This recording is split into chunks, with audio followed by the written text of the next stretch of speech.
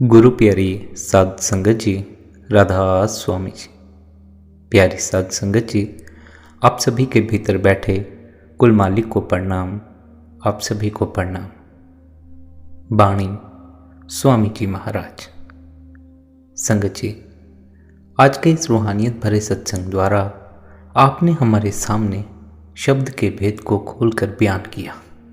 साथ ही आपने हमें यह भी समझाया है कि हम इस शरीर के मोह से निकलकर अपनी आत्मा, उस परमात्मा की पहचान कैसे कर सकते हैं। सत्संग के वचन हैं, शब्दा रस तो ही पिलावें, जमपुर से फेर बचावें। सत्संग का एक एक लफ्ज़ ध्यानपूर्वक अंतक श्रवण करने योग्य है, क्योंकि आज के इस सत्संग में एक सवाल भी दिया गया। सवाल है, इस मन को ठहराने के लिए हमें क्या करना चाहिए? क्या कोई साधना करनी चाहिए, कोई मंत्र जप करना चाहिए, या कोई और अन्य तरीका जोर जबरदस्ती इसे रोका जा सकता है या नहीं रोका जा सकता? मन को जोर जबरदस्ती नहीं रोका जा सकता। मन को रोकने के जितने उपाय किए जाते हैं उतने ही व्यर्थ चले जाते हैं। इसलिए संत हमें समझाते हैं, मन को रोकने की झंझट में पड़ो ही मत। तुम तो अपने भीतर उतर जाओ। भीतर एक ऐसे तल पर सरक जाओ जिस तल पर इतना आनंद है, ऐसी शांति है कि मन के होने का पता ही नहीं चलता। जब ध्यान में जाओगे, ऐसा नहीं मन मर जाएगा, बस मन से परे चले जाओ। मन तो वैसा ही रहेगा। मन मर जाए तो पूरा संसारिक जीवन थम जाए। इसलिए हमें प्रकृति की व्यवस्था में दखल नहीं देना, मन को जोर जबरदस्ती रोकने में नहीं लग जाना, बल्कि इसे बाहर फैलने से रोकना। जितना यह बाहर दुनिया में फैलता है, उतना ही हमें अपने भीतर भटकता हुआ अनुभव होने लगता। हमें अपने भीतर बेचैनी अनुभव होने लगती। इसलिए हमें इसे बाहर भटकने से रोकना। हम अपनी तरफ से कोशिश करके इसे जोर जबरदस्ती भीतर ठहराना चाहते हैं, लेकिन जोर जबरदस्ती से मन भीतर नहीं ठहरता। मन को ठहराने का जो सरल ढंग है, सहज ढंग है, वह है अपनी सुरत को शब्द से जोड़ दें। जब आपको भीतर शब्द सुनाई पड़ने लगेगा, तब आपको यह मन परेशान नहीं करेगा। तब इस मन की एक नहीं चलने वाली। मन को ठहराने का यह इतना सरल और सहज ढंग है कि कोई भी इस मार्ग पर चलकर अपने भीतर प्रीतम परमात्मा से मिलाप कर सकता। परमात्मा से मिलाप में अगर देरी है तो इस मन के कोलाहल में फंसे रहना, इस मन की बातें सुनते रहना, इस मन का बाहर फैलते जाना हमें परमात्मा से दूर कर देता। क्योंकि परमात्मा भीतर है, मन बाहर की ओर दौड़ता। जब यह बाहर नहीं दौड़ता, हम अपने भीतर ठहर जाते हैं। हमें भीतर बैठे मालिक का अनुभव भी हो जाता। इसलिए सभी संत हमें शब्द से जुड़ने को कहते। सब संतों का यह उपदेश है कि शब्द ही मन को ठहराता है, शब्द ही आत्मा को जगाता भी है, और शब्द ही आत्मा को परमात्मा तक ले जाता। पर वह शब्द कहीं बाहर नहीं है। अगर हम उस शब्द को बाहर इस दुनिया में खोजने निकल जाएं, तो हम कभी भी उसके रूबरू नहीं हो पाएंगे, कभी भी उसकी मीठी धुन को सुन नहीं पाएंगे। क्या इसलिए कि वह शब्द बाहर मौजूद नहीं है? नहीं, वह शब्द तो बाहर मौजूद है, कण कण में मौजूद है। पर जब तक जीव उसे अपने ही घट में, अपनी इस देह के भीतर नहीं सुन लेता, तब तक उसके कण कण में होने का प्रमाण भी नहीं मिलता। जैसे परमात्मा है तो कण कण में मौजूद, लेकिन बाहर दिखाई नहीं पड़ता। परमात्मा को भी जब तक पहले अपने भीतर ना देख लो, तब तक दूसरों में उसकी झलक नहीं मिलती। इसलिए सब संत महात्माओं का क्या उपदेश है कि अपने भीतर पहले खोज करो। बाहर खोजोगे तो शायद ना खोज पाओ, बाहर खोजोगे तो भटकोगे, परमात्मा तो नहीं मिलेगा। पर अगर भीतर खोजोगे, भटकोगे भी नहीं और सही मार्ग पर उन्नति भी करोगे। अब क्योंकि सब संत महात्मा हमें यही उपदेश देते हैं कि शब्द कहीं बाहर नहीं, हमारे इस शरीर के भीतर है, तो इसका अर्थ यह हुआ कि हमने शब्द को अपने इस शरीर के भीतर सुनना, और शब्द को अपने शरीर के भीतर सुनने के लिए पहले हमें अपने शरीर और आत्मा से जुड़ी बहुत खास बातें समझ लेनी होंगी। अभी हमें अपनी आत्मा का बोध नहीं है, इस शरीर का बोध है, इसलिए इस शरीर से यात्रा शुरू करके आत्मा तक पहुंचना होगा। कैसे यह यात्रा पूरी होगी, आइए इसके बारे में विस्तार से समझते हैं। सबसे पहले स्वामी जी महाराज शरीर और आत्मा के बारे में समझाते हुए कहते हैं, यह जो शरीर है यह पिंजरा है, जो आत्मा है वह तोता है। जिस तरह तोता पिंजरे से प्यार करके कई किस्म की बोलियां बोलता है, उसी तरह हमारी आत्मा इस देह के साथ प्यार किए बैठी है और अलग अलग ढंग की बोलियां बोलती है। कभी हम देह में बैठकर हंसते हैं, कभी देह में बैठकर रोते हैं, कभी खुशी महसूस करते हैं तो कभी गमी महसूस करते हैं। आप कहते हैं अगर तोता पिंजरे का प्यार छोड़ दे तो वह सदा के लिए पिंजरे की कैद से आजाद हो सकता है। इसी तरह अगर हमारी आत्मा इस शरीर में बैठकर इस शरीर का मोह और प्यार छोड़ दे तो यह सदा के लिए शरीर के बंधनों से आजाद हो सकती। लेकिन आत्मा देह के मोह और प्यार में से निकल कैसे सकती है, इसके बारे में समझाते हुए आप फरमाते हैं, अगर यह आत्मा रूपी तोता देह के अंदर आंखों के पीछे ख्याल इकट्ठा करके सच का चोगा चुगना शुरू कर दे, नाम का चोगा चुगना शुरू कर दे, नाम या शब्द रूपी अमृत को अपने अंदर पीना शुरू कर दे, तो हम हमेशा के लिए देह के बंधनों से आजाद हो जाते। जो चीज हमें देह के बंधनों से आजाद करती है वह केवल शब्द की कमाई है, नाम की कमाई है। इसलिए स्वामी जी महाराज कहते हैं, क्योंकि इस शरीर के अंदर बैठकर हम उस शब्द की कमाई नहीं करते, नाम की कमाई नहीं करते, इसलिए हम देह के बंधनों में ही फंसे रह जाते। राजा महाराजा बनकर आ जाएं, चाहे कंगाल बनकर आ जाएं, गधे के जामे में आ जाएं, कुत्ते या बिल्लियों के जामे में आ जाएं, हमारा देह के बंधनों से किसी हालत में छुटकारा नहीं होता। जब भी देह के बंधनों से छुटकारा होगा केवल नाम की कमाई करके, शब्द की कमाई करके होगा। आप कहते हैं यह जो सब कुछ आप आंखों से देख रहे हो, यह सब कुछ ही परमात्मा ने उस शब्द के जरिए पैदा किया। सबसे पहले शब्द था, सब कुछ उस शब्द ने पैदा किया। जो कुछ पैदा किया है उसे नाश हो जाना है, फना हो जाना। लेकिन इसको पैदा करने वाली वह शक्ति, यानी वह शब्द, वह नाम, कर्ता की वह शक्ति कभी नाश नहीं होती, कभी फना नहीं होती। परमात्मा ने इस ताकत के जरिए ही दुनिया की रचना की। जिस दिन परमात्मा सृष्टि से शब्द को निकाल लेगा, यहाँ प्रलय, महाप्रलय हो जाएगा। प्रलय के समय पृथ्वी पानी में घुल जाती है, पानी को अग्नि खुश्क करती है, अग्नि को हवा उड़ाती है, हवा को आकाश खा जाता। अब यह सवाल पैदा होता है कि शब्द के सहारे खंड ब्रह्मांड किस तरह चलते फिरते नजर आते। आप देखो, यह जो हमारा शरीर है यह भी तो 5 तत्वों का ही पुतला, यह भी मिट्टी, पानी, आकाश वगैरह का ही बना हुआ है। कौन सी चीज इन 5 तत्वों को इकट्ठा किए बैठी। दिन रात हम संसार में दौड़ते फिरते हैं, काम काज में लगे हुए हैं। जब तक हमारे शरीर के अंदर शब्द की एक किरण आत्मा मौजूद रहती है, किस तरह 5 तत्वों का पुतला दौड़ता फिरता।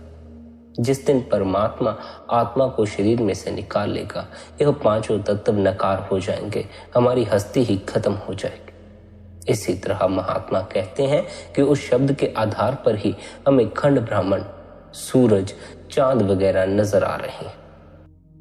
जिस दिन परमात्मा शब्द की ताकत को दुनिया से निकाल लेगा, यहाँ प्रलय और महाप्रलय हो जाए।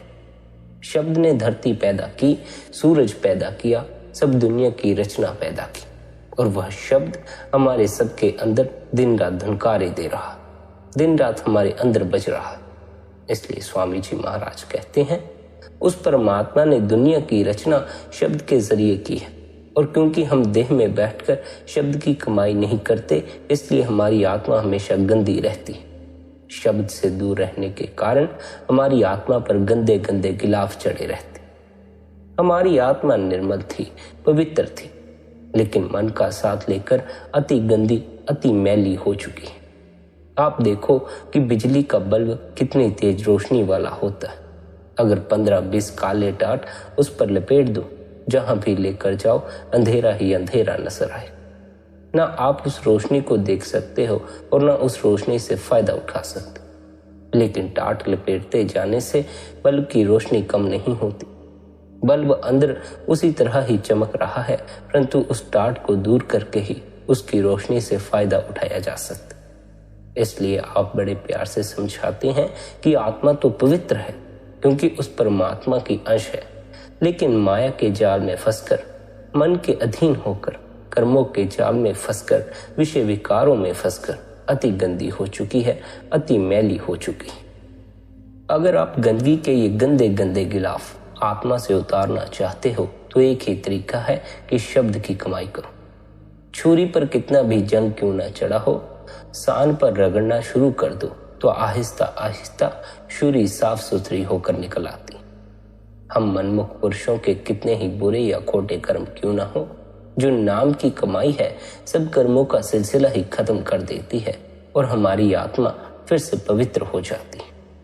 गुरु रामदास जी बड़ी सुंदर मिसाल देते हैं कि लकड़ियां लाकर आप कितना बड़ा ढेर क्यों न इकट्ठा कर लो, आग की एक चिंगारी सारी लकड़ियों को जलाकर राख कर देती।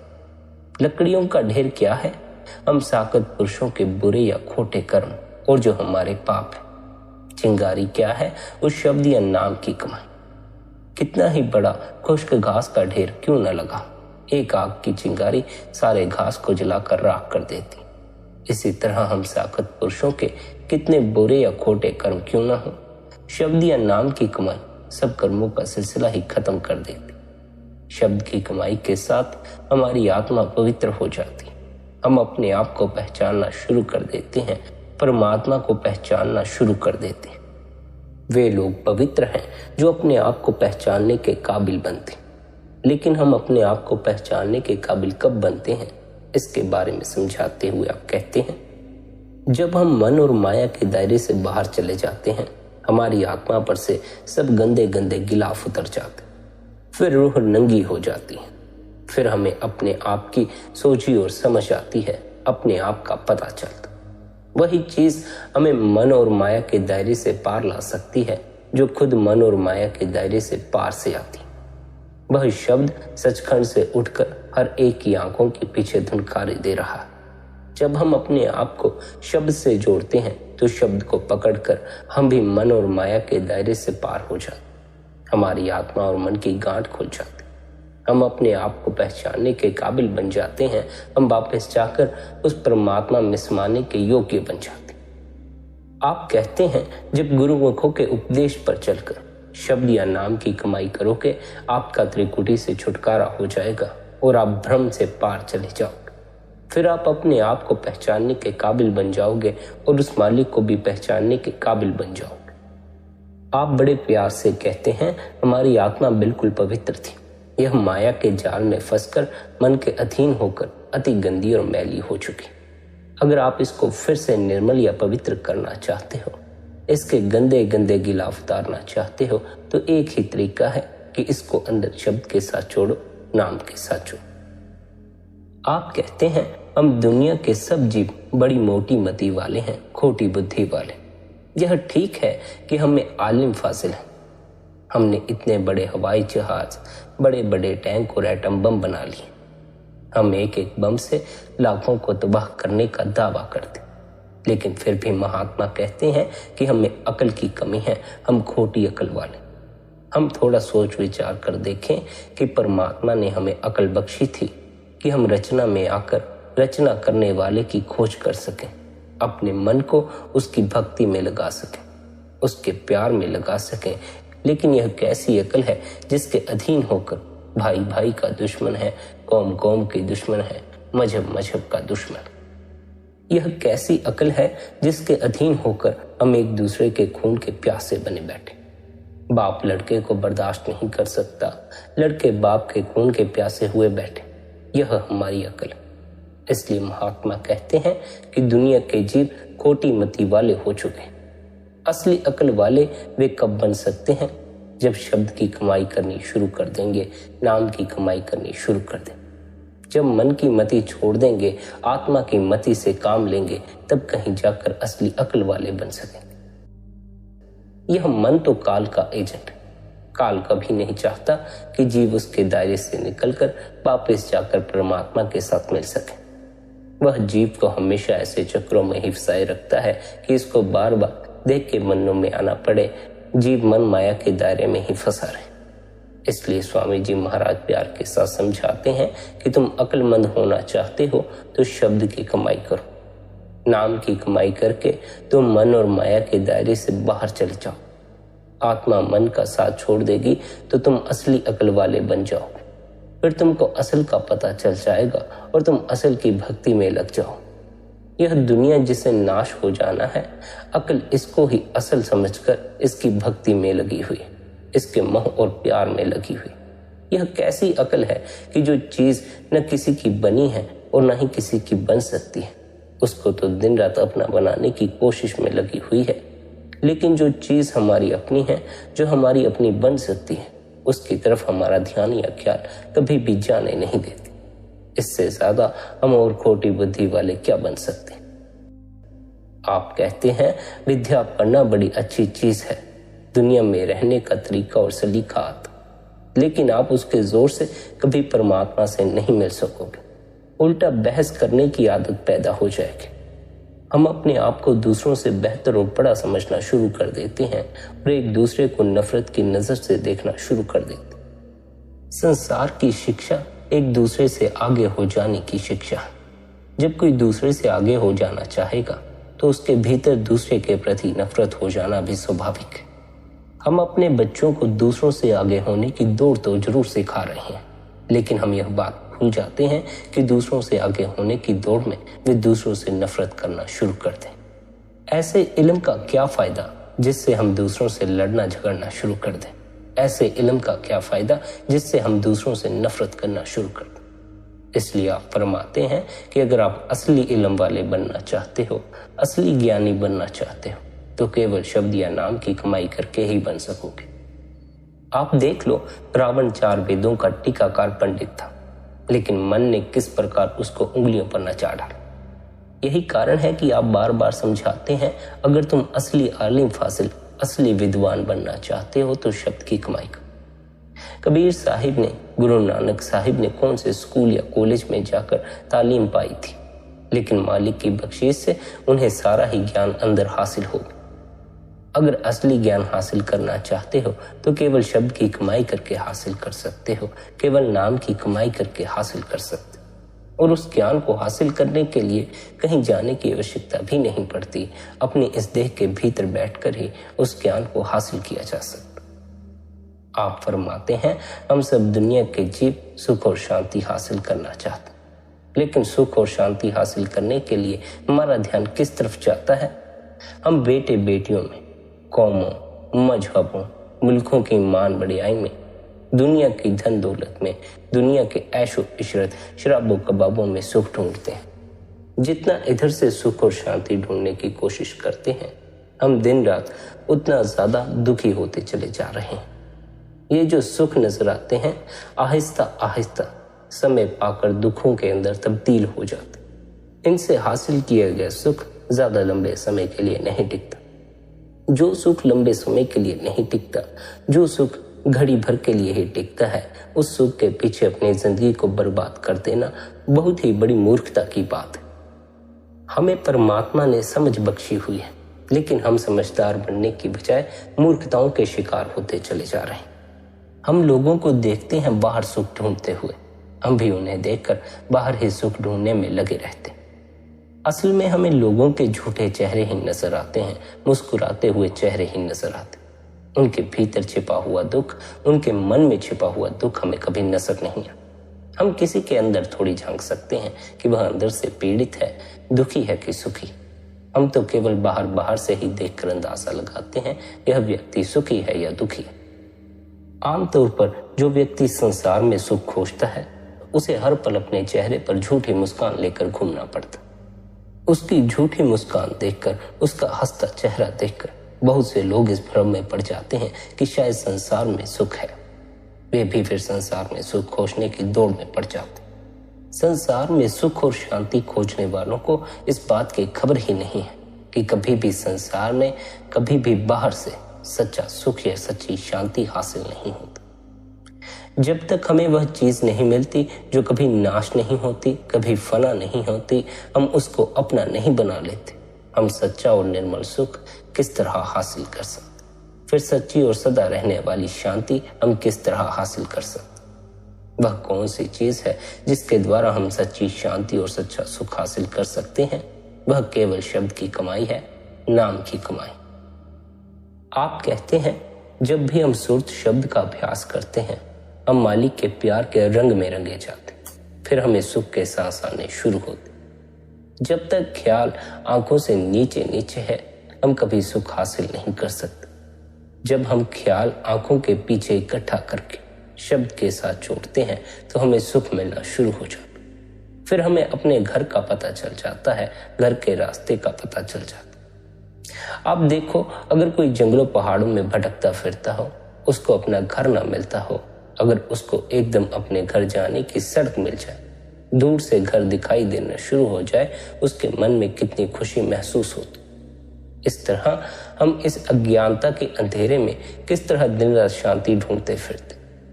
जब गुरुमुखों के पास जाकर अपने घर जाने के रास्ते का पता चल जाता है, मन में घर जाने का शौक और प्यार पैदा हो जाता है, घर पहुंचने का भरोसा हो जाता, तो अपने आप ही अंदर खुशी और शांति आनी शुरू हो जाती। महात्मा समझाते हैं कि आंखों के नीचे नीचे दुख है, सुख केवल आंखों के ऊपर जाकर ही हासिल कर सकोगे। आत्मा की अपने असल की तरफ कुदरती कशिश है। जब तक हम आत्मा को अपने असल की तरफ नहीं जाने देंगे, इसके सुख और शांति प्राप्त करने का सवाल ही पैदा नहीं हो सकता। लोहे की सुई हमेशा चुंबक की तरफ कशिश रखती, उस पर वजन रख दो, उसकी कशिश तो फिर भी चुंबक की तरफ ही होती, लेकिन भार के कारण वह चुंबक की तरफ जा नहीं सकती। जब वजन उठाओ सीधी जाकर वह चुंबक के साथ चिपक जाती। इसी तरह हमारी आत्मा पर कर्मों का जबरदस्त बोझा पड़ा हुआ। जब नाम की कमाई करके इस बोझे को खत्म कर लेते हैं, आत्मा फूल जैसी हल्की होकर सीधी जाकर परमात्मा में समा जाती। फिर यह असली सुख हासिल कर सकती है, असली शांति प्राप्त कर सकती। इसलिए स्वामी जी महाराज प्यार से कहते हैं, जब भी आप देह में बैठकर सुख और शांति प्राप्त कर सकोगे, केवल शब्द की कमाई करके, नाम की कमाई करके कर सकोगे। बिना शब्द या नाम की कमाई के दुनिया में कोई भी चीज आपकी भक्ति, आपके प्यार और मोहब्बत के काबिल नहीं है। जो भी जब तक दान पुण्य पूजा पाठ आदि आप कर रहे हो, उस सभी का फल भी नाम की कमाई से ही प्राप्त हो जाता। जब दिन रात हमारी जुबान पर उस मालिक का स्मरण चढ़ा हुआ है, उससे बड़ा जप कौन सा हो सकता। जब हम अपने आप को मालिक के हवाले कर देते हैं, जिस भी हालत में वह रखता है, उसी हालत में रहते हुए उसकी भक्ति में लगे हुए हैं, उससे बड़ा और तप कौन सा हो सकता। जब उस परमात्मा के स्वरूप को प्यार में आकर दिन रात हम साथ साथ लिए फिरते हैं, उससे बड़ी पूजा और कौन सी हो सकती। जब आंखों के पीछे ख्याल को इकट्ठा करके दिन रात हम उस अनहद शब्द को सुनने में लगे हों, इससे बड़ा पाठ और कौन सा हो सकता। जब अंदर शब्द या नाम के अमृत को पीकर मन ही दुनिया के अंदर से उदास और विरक्त हो जाता है, इससे बड़ा वैराग्य और कौन सा हो सकता। ना तो हमें घर बार छोड़ने की जरूरत है, ना ही बेटे बेटियों को छोड़ने की जरूरत है। केवल अपने अंदर शब्द की खोज करनी है, नाम की खोज करनी। उस शब्द के बगैर कभी अपने ख्याल को डोलने ना दो, क्योंकि जो कुछ मिलना है केवल शब्द या नाम की कमाई से मिलना। शब्द या नाम की कमाई के अलावा परमात्मा की कोई भक्ति ही नहीं, उसकी पूजा ही नहीं। दुनिया व्यर्थ बहमों भ्रमों के अंदर फंसकर परेशान हो रही। कोई किसी तरफ दौड़ता फिर रहा है, कोई किसी तरफ दौड़ता फिर रहा है। आप देखो कि अगर शब्द या नाम की कमाई ही मालिक की भक्ति है, तो सरोवरों में स्नान करने का क्या फायदा हुआ, ग्रंथ पोथियां वेद शास्त्र पढ़ने का क्या फायदा हुआ, बेटे बेटियों को त्याग कर फिर जंगलों पहाड़ों में जाने का क्या फायदा हुआ। हमारा मन बाहर कर्मकांड में उलझा बैठा है, यह हमें नाम की अंतर्मुख साधना की तरफ नहीं जाने देता, बाहर ही बाहर उलझाए रखता। लेकिन महात्मा समझाते हैं जो कुछ मिलना है सिर्फ शब्द की कमाई से मिलना है, नाम की कमाई से मिलना। अगर नाम की कमाई का तरीका छोड़कर दूसरे रास्तों पर चलने की कोशिश करो तो मौत के समय पछताना पड़ेगा कि यूं ही अपने कीमती वक्त को व्यर्थ बातों में उलझाकर गवा दिया। नाम की कमाई को छोड़कर हमें क्यों पछताना पड़ता है, इसके बारे में समझाते हुए आप कहते हैं, शब्द या नाम की कमाई के बगैर तुम्हें कभी मालिक के घर पहुंचने की इजाजत नहीं मिलेगी। यमदूतों के हाथों खराब होना पड़ता है, मरण जन्म के दुखों में जाना पड़ता। मरण जन्म के ये दुख दुनिया के मोह और प्यार के कारण पैदा होती हैं। जब भी दुनिया के मोह और प्यार से निकलोगे, आंखों वाले बन सकोगे, देह में आने का मकसद पूरा कर सकोगे, केवल शब्द या नाम की कमाई करके। अभी तो दुनिया के मोह में पड़कर अंधे हुए बैठे। आंखों वाले बनने के लिए शब्द की कमाई करनी होगी, नाम की कमाई करनी होगी। आप कहते हैं, जब भी अपने असली काम में लगोगे, असली कमाई वाले बनोगे, सच्ची विद्या वाले बनोगे, असली पढ़े लिखे या ज्ञानी बनोगे, और जब भी सच्चा सुख, सच्ची शांति हासिल कर सकोगे, केवल शब्द की कमाई करके, नाम की कमाई करके कर सकोगे। इसलिए उठते बैठते, चलते फिरते सदा शब्द के साथ ख्याल जोड़ कर रखो, नाम के साथ ख्याल जोड़ कर रखो, और यह भी ख्याल रखो, शब्द के सिवाय अपने ध्यान को कभी भी और किसी तरफ नहीं जाने देना। यह नहीं कि गंगा गए तो गंगा राम बन गए, यमुना गए तो यमुना दास बन गए। जिस किसी ने जो भी तरीका बताया वही करना शुरू कर दिया। जब तक हम अपने ख्याल को भटकाए फिरते हैं, एक मन एक चित होकर शब्द या नाम की कमाई के सच्चे मार्ग पर नहीं चलता, हम कभी अंदर फिर कुछ हासिल नहीं कर सकते। जो मन हिरण की तरह विषय और विकारों में फंसकर कूदता फिरता है, भटकता फिरता है, यह अंदर ही राम नाम के साथ लगकर सदा के लिए अंदर बिंज जाता है, काबू आ जाता है, और कोई विचार करने की और कोई तरीका सोचने की जरूरत नहीं है। शब्द से जुड़कर हम सहज ही परमात्मा तक पहुंच जाते हैं। इसलिए अपने ख्याल को हर तरफ से निकालकर केवल नाम के साथ जोड़ दो, शब्द के साथ जोड़ दो। जो कुछ भी आप हासिल कर सकोगे, केवल शब्द की कमाई करके, नाम की कमाई करके। जिस शब्द या नाम की आप इतनी महिमा कर रहे हैं, वह शब्द किस जगह है और उसकी कमाई का साधन कहाँ है, इसके बारे में आप समझाते हुए कहते हैं, भाई, जिस परमात्मा ने तुम्हें पैदा किया, उसने नाम रूपी दौलत तुम्हारे अंदर तुम्हारे लिए रखकर उसका भेद गुरुमुखों के हवाले कर दी। आप ग्रंथ पोथियां पढ़कर अपनी अकल या मन बुद्धि से कितना उस चीज को अपने अंदर ढूंढने की कोशिश करो, कभी कामयाब नहीं हो सको। जब तक मन की मति छोड़कर गुरु की मति पर चलने की कोशिश नहीं करोगे, तब तक भीतर का शब्द सुनाई नहीं पड़ेगा। इसलिए आप फरमाते हैं, शब्द भेद तुम गुर से पाओ। अपनी अकल के साथ जितना मर्जी उस शब्द के अंदर से खोज कर लो, कभी कामयाब नहीं हो सकते।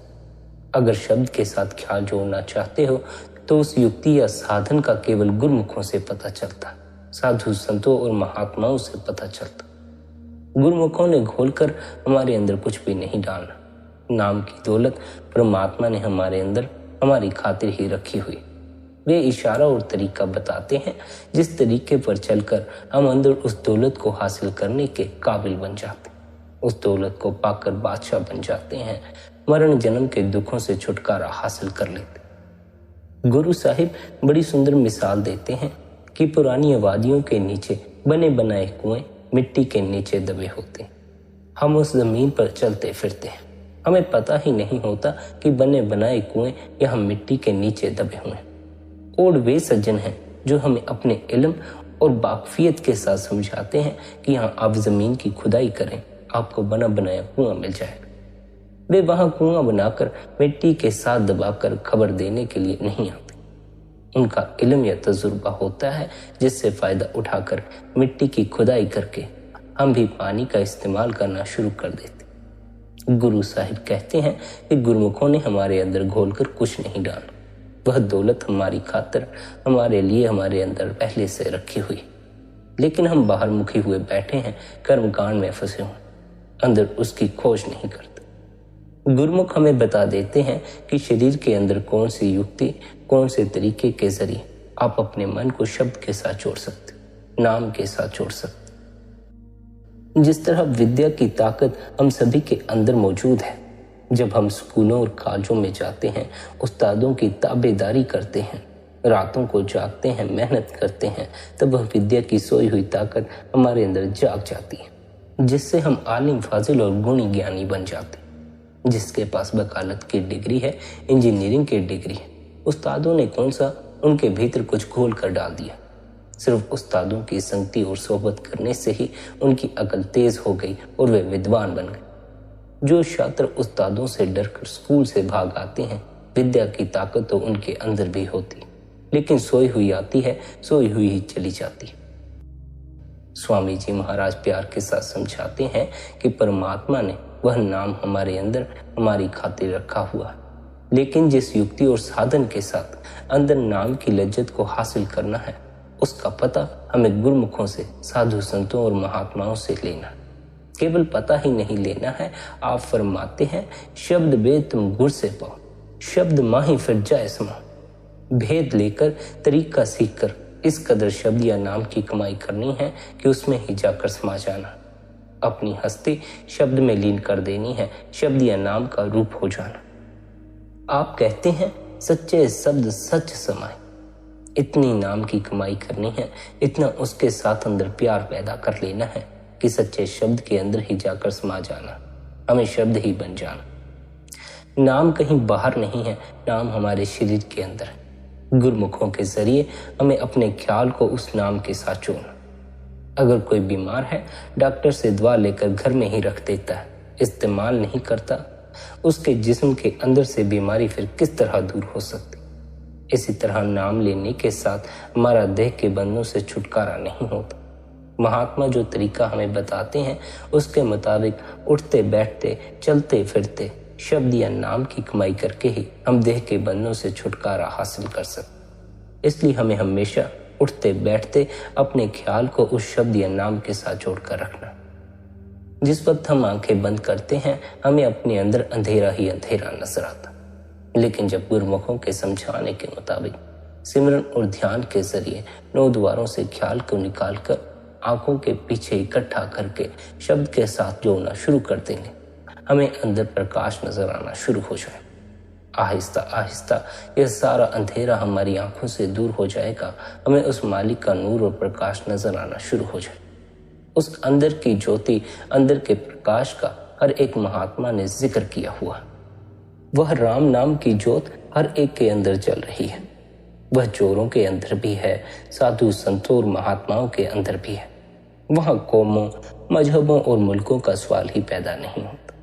कोई हिंदू होकर अंदर जाए, कोई सिख होकर अंदर जाए, कोई ईसाई होकर अंदर जाए, जो कोई भी आंखों के पीछे अपने ख्याल को इकट्ठा करता है, वह अपने अंदर ही उस ज्योत के प्रकाश को देखना शुरू कर देता। जब 9 द्वारों से ख्याल निकालकर आंखों के पीछे इकट्ठा करोगे, आप द्वैत में से निकलकर एकता के अंदर आ जाओगे। वहां आपको ज्योत जलती दिखाई देगी। उस ज्योत को अपने अंदर देखना। जैसे जैसे भीतर देखना शुरू करोगे, प्रकाश ही प्रकाश दिखाई देना शुरू हो जाए। शब्द की कमाई करने से आपके रास्ते से अज्ञानता का अंधेरा दूर हो जाएगा। आपका अंतस प्रकाश से भर जाएगा और उस प्रकाश के जरिए आहिस्ता आहिस्ता उस मंजिल मकसूद की तरफ जाना शुरू कर दोगे, जहां से शब्द की आवाज आ रही है, शब्द का प्रकाश आ रहा है।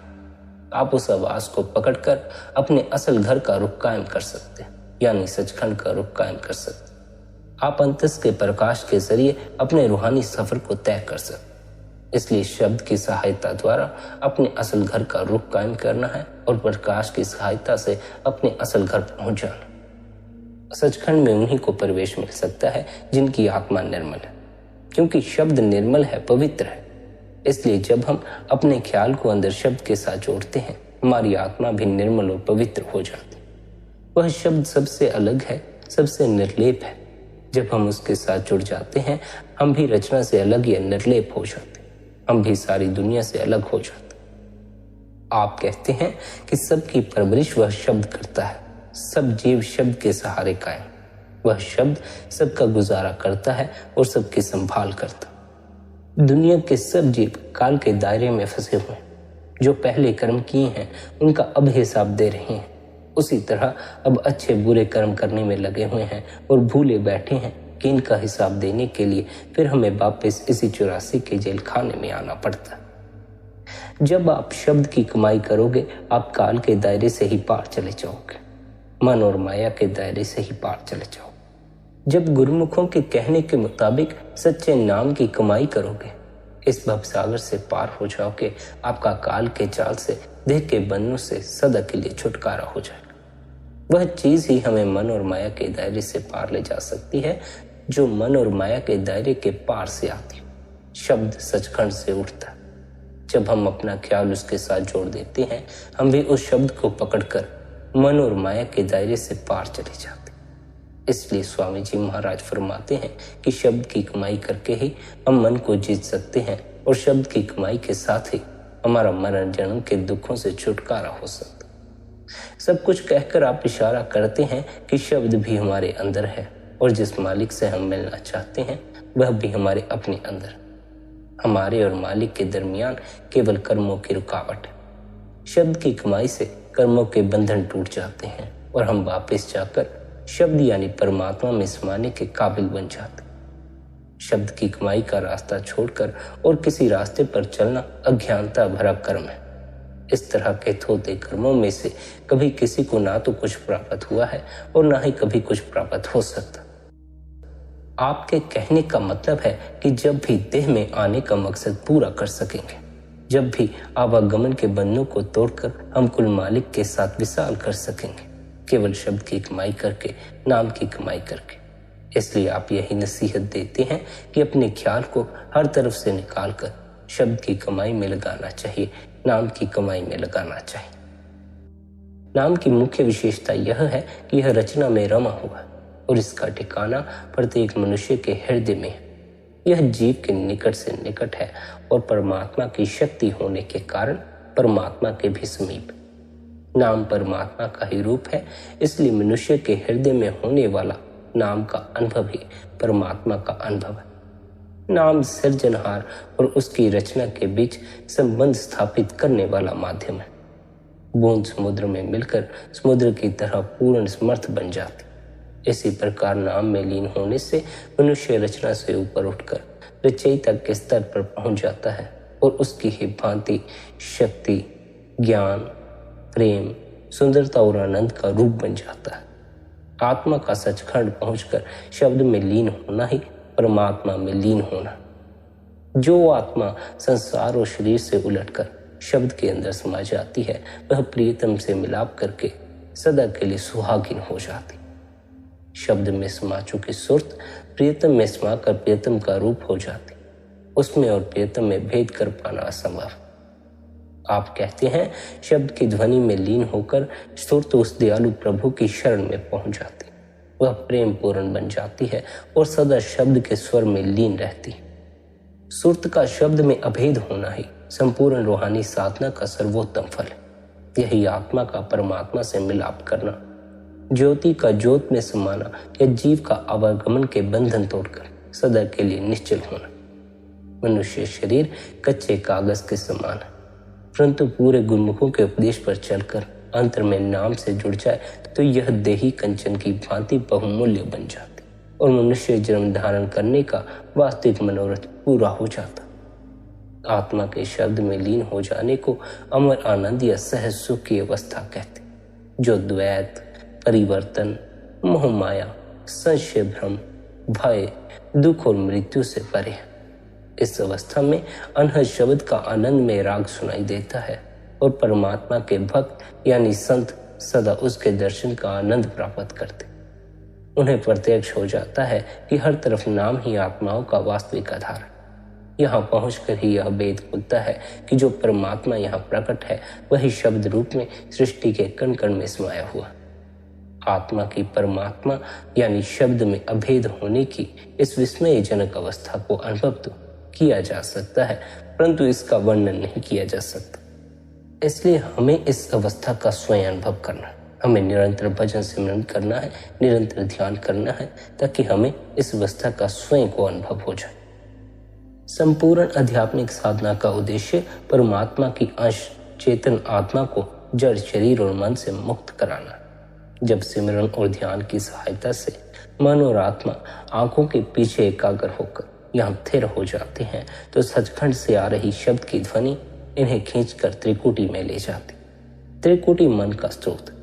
मन के त्रिकुटी में लीन होने से जब आत्मा मन और कर्मों के प्रभाव से मुक्त हो जाती तो शब्द इसे ऊपर खींचकर 10वें द्वार में ले जाता।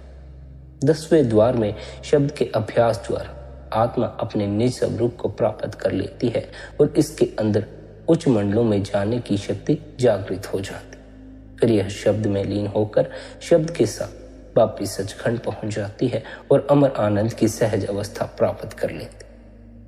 आमतौर पर हमारा मन इतनी तेजी से दौड़ता है कि हमें भीतर गूंजता शब्द सुनाई नहीं पड़ता, भीतर गूंजता नाम सुनाई नहीं पड़ता। शब्द की धुनकार को सुनने के लिए हमें पहले इस दौड़ते हुए मन को ठहराना होगा। जब तक हमारा यह मन संसार की तरफ ही दौड़ता रहेगा, हम मन और माया के दायरे से कभी बाहर नहीं जा सकेंगे। हमें पहले इस मन को ठहराना होगा। इस मन को ठहराने के लिए सद्गुरु हमें सिमरन और ध्यान की युक्ति सिखा देते। सिमरन और ध्यान की सहायता से हमें इस दौड़ते हुए मन को वश में करना है। जब तक हमारा यह मन दौड़ में पड़ा हुआ है, हम भीतर वह एकाग्रता कायम नहीं कर सकते जिसके द्वारा कि हम भीतर गूंजते शब्द को सुन सकें। निरंतर सिमरन करते रहने से हम भीतर वह एकाग्रता कायम कर लेते हैं जिसके द्वारा कि हम भीतर गूंजते शब्द को सुन सकते। निरंतर सिमरन और ध्यान करने से हम अपने मन को बाहर भटकने से रोक लेते हैं और इसे भीतर ठहराने में कामयाब हो जाते। जितना आपका मन भीतर ठहरेगा उतना ही आपको सुख और शांति का अनुभव होना शुरू हो जाएगा। जितना आपका मन बाहर भटकेगा उतना ही आपको दुख और तनाव का अनुभव होना शुरू हो जाएगा। असल में हमारे जीवन का तनाव, हमारे जीवन की चिंताएं हमारे इस भटकते मन के कारण पैदा होती। जब भी आप अपने इस भटकते मन को ठहरा लेंगे, आप बड़े हैरान होंगे कि आपके जीवन से सभी चिंताएं और परेशानियां एक ही क्षण में विदा हो गई। जो बाहर भटकते मन को पकड़ लेता है वह बाहर की चिंताएं और परेशानियां भी पकड़ लेता। जो भीतर ठहरे हुए मन को पकड़ता है, धीरे धीरे आत्मा भी उसकी पकड़ में आना शुरू हो जाती। लेकिन आत्मा का अनुभव तब तक नहीं होता जब तक हम इस मन के दायरे से परे ना चले जाएं। मन से ऊपर उठकर ही हमें अपनी आत्मा का अनुभव हो सकता। इसलिए हमें निरंतर भजन सिमरन करना है, निरंतर गुरु द्वारा दिए हुए अभ्यास की पालना करनी है ताकि हम भी इस मन से परे उठ सकें। हम भी इस मन के पार जो है वह आत्मा, उसका अनुभव कर सके। उस आत्मा के अनुभव के बाद हम परमात्मा का अनुभव भी कर सकते। आत्मा की खबर लग जाए तो परमात्मा में समाना हो जाता। हमें परमात्मा में समाकर हमें मनुष्य जन्म के अपने असल उद्देश्य को पूरा करना। मनुष्य जन्म के उद्देश्य की पूर्ति के लिए अपने गुरु महाराज द्वारा दिए हुए अभ्यास की पालना करते रहें, निरंतर भजन सिमरन करें, निरंतर ध्यान करें। प्यारी साध संगत जी, यदि आज का यह सत्संग आपको अच्छा लगा हो तो आज के इस सत्संग को आप अपने मित्रों और संबंधियों के साथ शेयर भी कर सकते हैं। साथ ही आप शबदधुन सत्संग चैनल को सब्सक्राइब करके सत्संग का आनंद ले सकते हैं। बाकी आपकी अपनी मौज है। अपना ख्याल रखें, सबके प्रति भीतर भले की कामना रखें। इतने प्रेम और प्यार से आपने सत्संग को सुना, उसके लिए आप सभी का धन्यवाद। राधा स्वामी जी।